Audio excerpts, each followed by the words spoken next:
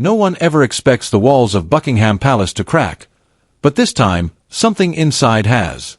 For generations, those gates have stood silent, through war, scandal, and secrets the world was never meant to hear. But now, something has shifted behind them.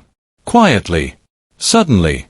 And the shockwaves are already spreading across the most powerful royal institution on earth. At the center of it all is King Charles III, and a decision so sudden, so personal, that it has stunned even the most seasoned royal insiders.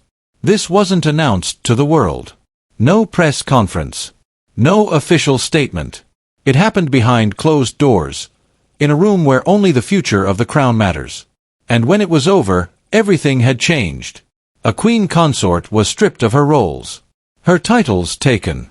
Her place inside the palace, gone. But what triggered it? Not a scandal. Not a betrayal caught on camera. A single jewel. A late-night phone call. And 2 private journals that were never meant to be touched. Stay with us, because this story runs far deeper than any headline, and every detail matters. To understand what happened inside Buckingham Palace in May 2025, you need to understand what was at stake. When Queen Elizabeth II passed away, she didn't just leave behind a throne.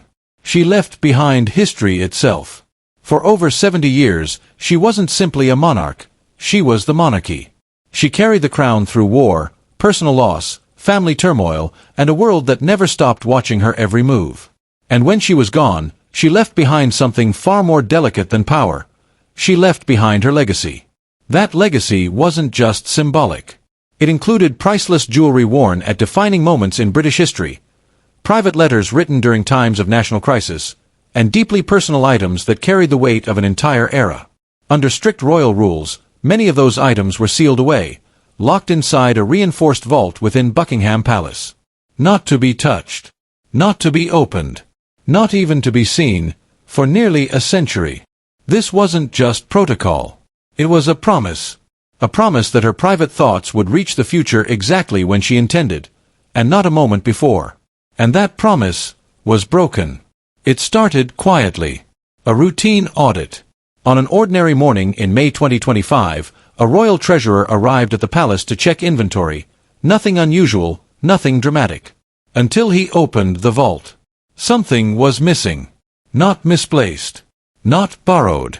Gone. And these weren't ordinary items. One of them was a sapphire brooch worn by Queen Elizabeth during her 65th Jubilee, a symbol of the crown itself.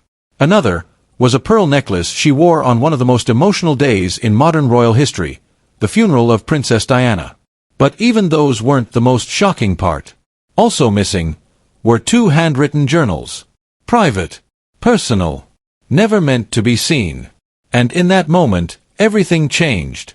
These weren't official records or ceremonial diaries. They were something far more intimate. They were Queen Elizabeth's private reflections, written during the isolation of the global lockdown. Thoughts about duty. About loss. About the future of the monarchy in a world that was rapidly changing. Letters addressed directly to her heirs. Words written with honesty, knowing they wouldn't be read for generations. They were sealed for nearly 100 years. That was the law. And someone had violated it. The investigation began immediately. But what made this case different, what made it truly unsettling, was how it had been done. No forced entry. No alarms triggered. No broken locks. The vault had been opened, normally, which meant only one thing. Whoever did this had access. Security logs revealed something strange. In the early hours of April 27th, a palace guard entered the vault, hours before his shift. At first, he denied everything. But under pressure, the truth came out. He had received instructions. Not by email. Not through an official memo. Not from a face he could name. It had come in the form of a late-night phone call. A single call. At nearly 11:47 p.m. The number was hidden. The voice was calm, clipped, and unmistakably confident. The guard later said it sounded like someone who expected obedience. He was told to prepare the vault for a temporary transfer. That phrase changed everything. A temporary transfer? From a sealed royal archive? Of items that had been protected by law for decades? Who would dare make such a request? And why would a guard comply without confirming it in writing?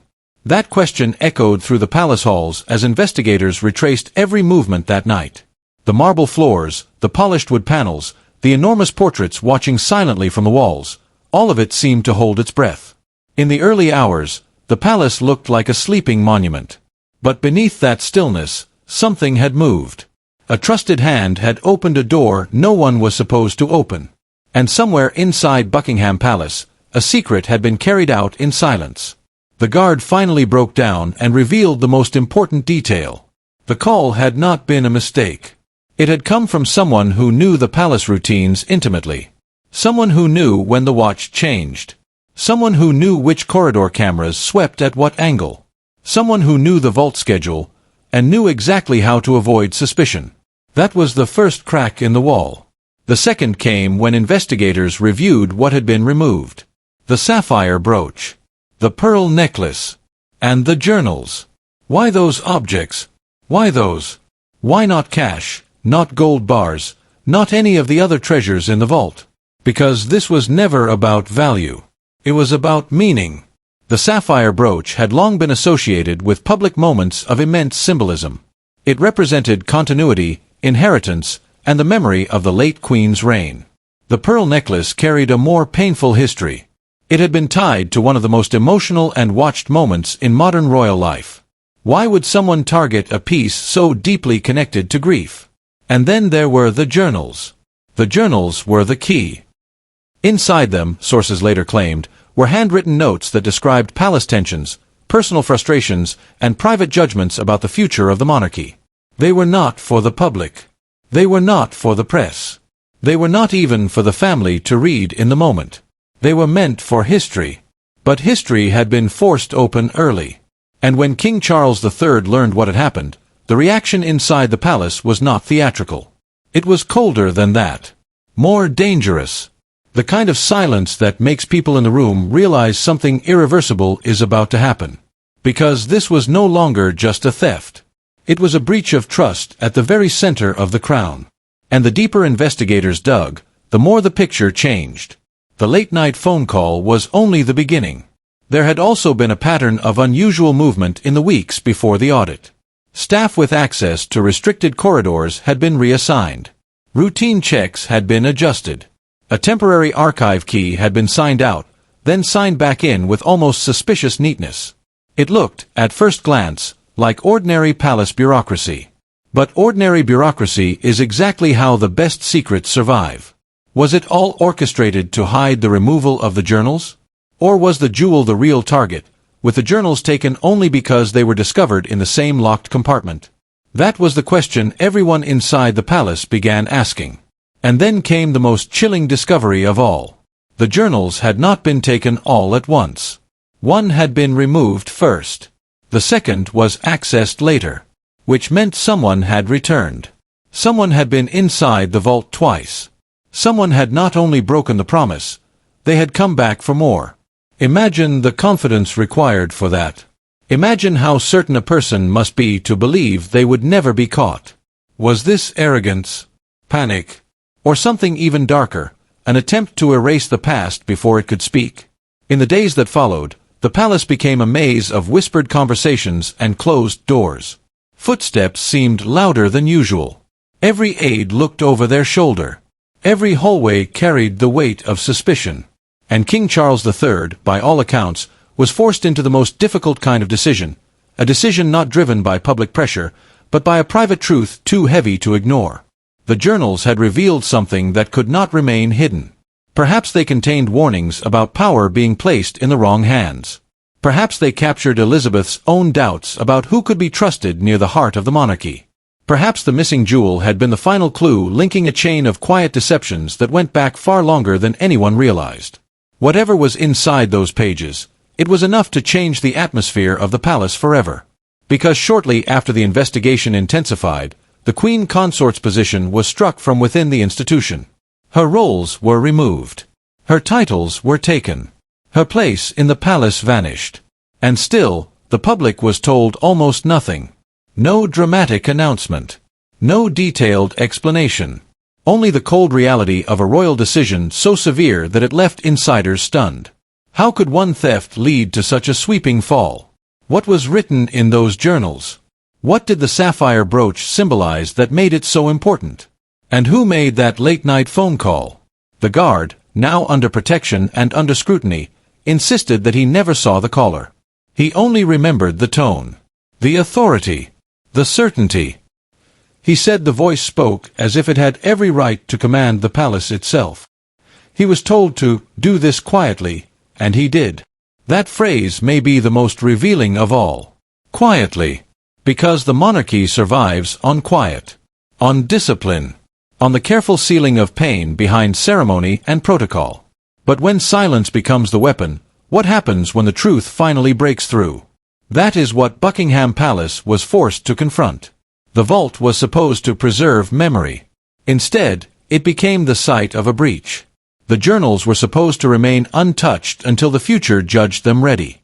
Instead, someone judged early. The jewel was supposed to remain a symbol.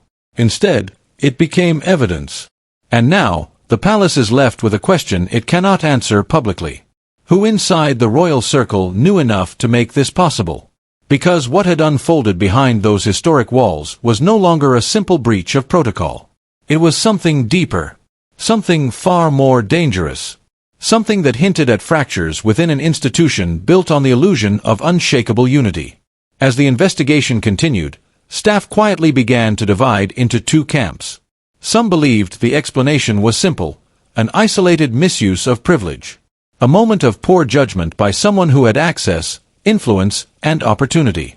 But others weren't convinced. They had seen too much over the years. The subtle glances.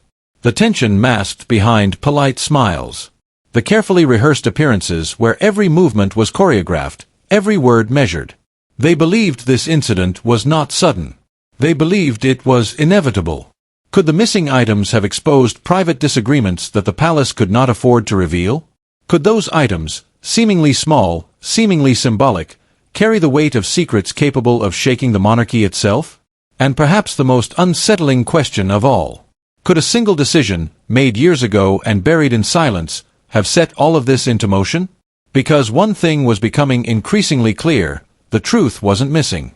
It was being contained. Carefully. Deliberately. Quietly. But containment doesn't erase consequences. And by then, the consequences had already begun to spread. Nothing about that May morning was ordinary. It had started as routine, just another audit, another verification of priceless artifacts locked away for generations. The kind of procedure that rarely raised alarms. Until it did. What should have been a quiet check turned into a royal crisis within hours. A hidden phone call became the first crack in the palace's carefully constructed image. The journals became the key.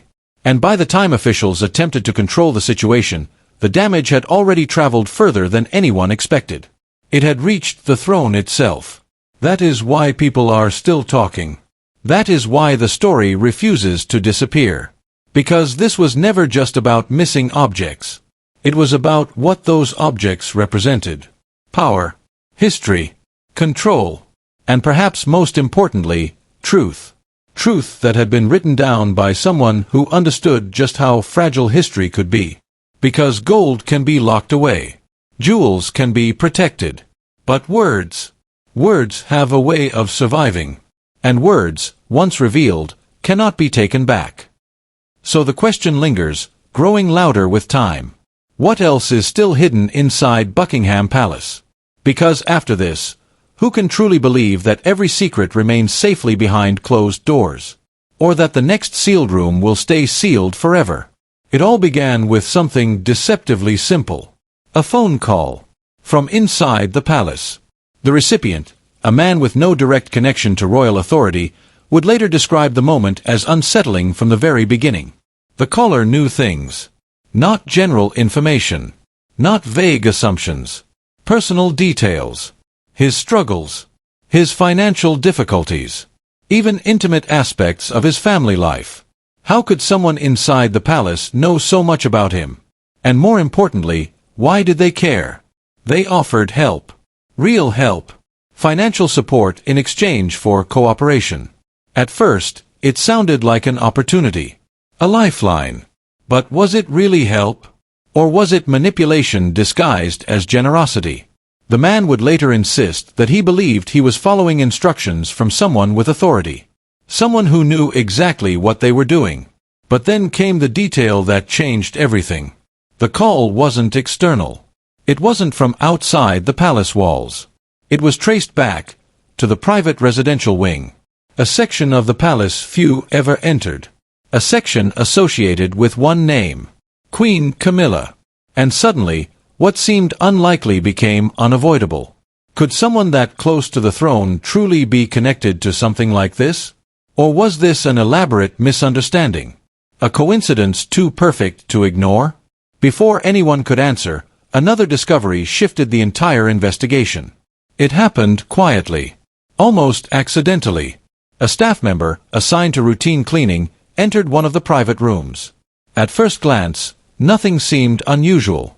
Everything was exactly where it should be. Or at least, it appeared that way. But something felt off. A small decorative jewelry box, partially hidden beneath a wardrobe, caught her attention. It wasn't out of place enough to raise immediate suspicion. But it wasn't where it should have been either. Curiosity took over. She picked it up, and immediately realized something wasn't right. It was heavier than expected. Why would an empty decorative box carry that kind of weight? With hesitation, she opened it. Inside, beneath a carefully constructed false base, was the missing sapphire brooch. The same one that had been reported missing from the secured vault. Now hidden. Not lost. Not stolen in the traditional sense. But deliberately placed. Inside a private room. Inside the palace. And suddenly, the question changed. It was no longer who took it. It became, who hid it? And why? That brooch would not remain hidden for long. Within hours, it was placed on a desk. Not just any desk. A desk that would soon become the center of one of the most tense conversations in recent royal memory. On one side, a king. On the other, his wife. No cameras. No advisors speaking. No carefully prepared statements. Just silence. And one question hanging heavily in the air. How did it get there? But the silence didn't last. Because what followed was not just a discussion. It was a reckoning. Later that day, a closed-door meeting was called. Only the most senior members of the royal family were present. Among them, Prince William. The atmosphere inside the room was described as tense, controlled, but unmistakably serious. This wasn't about public image anymore. This was about truth. Evidence was presented. Every detail. Every movement tracked. Every timeline reconstructed. Every possibility examined. There was no room left for ambiguity. And then, Queen Camilla spoke. She didn't panic. She didn't deflect. And perhaps most surprisingly, she didn't deny taking the items. But she challenged the narrative. She rejected the word, theft.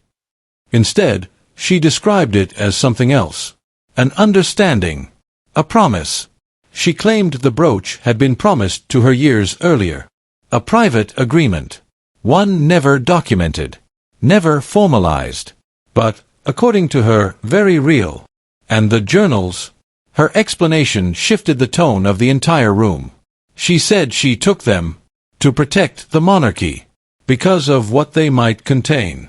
And suddenly, the situation became even more complicated. Because now the question wasn't just about actions. It was about motives. Was this loyalty? Or was it fear? Was she acting in the best interest of the crown? Or acting to shield something, or someone, from exposure? Because removing sealed documents under the cover of secrecy, through careful planning and hidden communication, doesn't resemble protection. It resembles control. And control often comes from one place. The need to keep something hidden. But what? What could possibly be written in those journals that would justify such a risk? What secret could outweigh reputation, position, and legacy? The room fell quiet again. Because no one had an answer. Or perhaps, some did, but chose not to speak. In the end, the responsibility fell to one man. King Charles. His decision would not just resolve the situation. It would define it.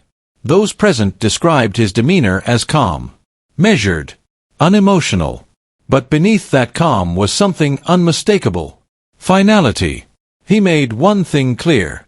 No personal agreement, no matter how significant, could override established law. No private understanding could justify actions that compromised the integrity of the monarchy. Intentions, he said, do not erase consequences. And then he delivered his ruling. Queen Camilla would be removed from all ceremonial duties. Her official roles suspended. Her authority revoked. Indefinitely. It was not a punishment delivered in anger. It was a decision delivered in principle. And perhaps that made it even more powerful. The next morning, the palace felt different. Quieter. Heavier. And she was gone. No announcement. No explanation. No farewell appearance. Just absence.